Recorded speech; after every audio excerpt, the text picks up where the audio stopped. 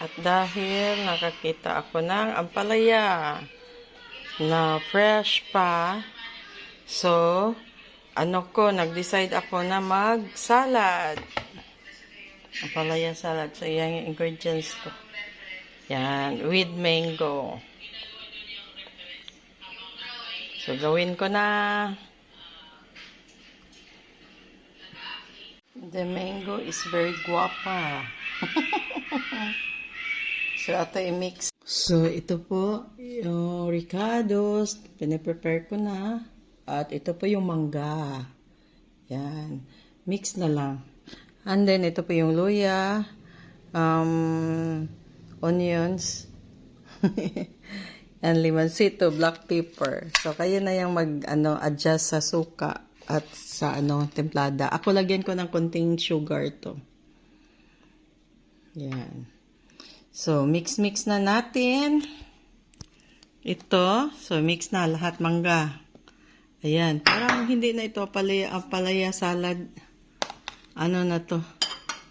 Mango salad. Ayan. So, mix na lang. Ang ganda. Hindi ko nilagyan ng tomato. Para makatagal.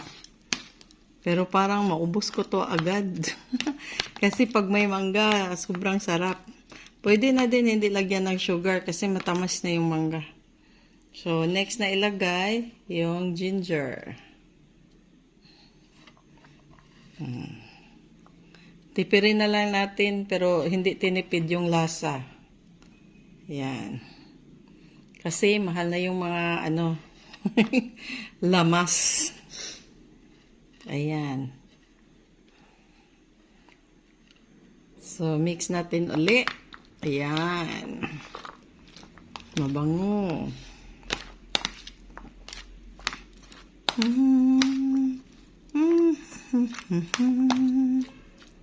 At, lagyan natin ng black pepper.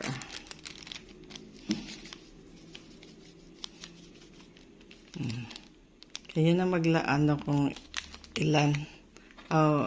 Damihan mo ba or ikaw na mag-adjust. Yan.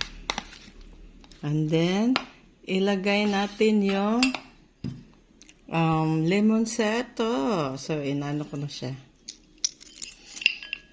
Para hindi makasali yung buto, dito ko na lang. Pang-scout palagi yung ko ba.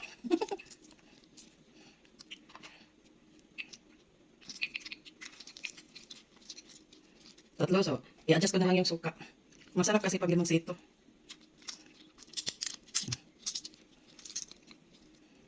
So, ilagay natin.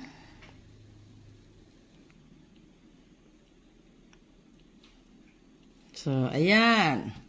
Kayo nang magtimpla. Tikman ko pa to. Diba? Tapos ipasok sa ref, palamigin, bukas kainin.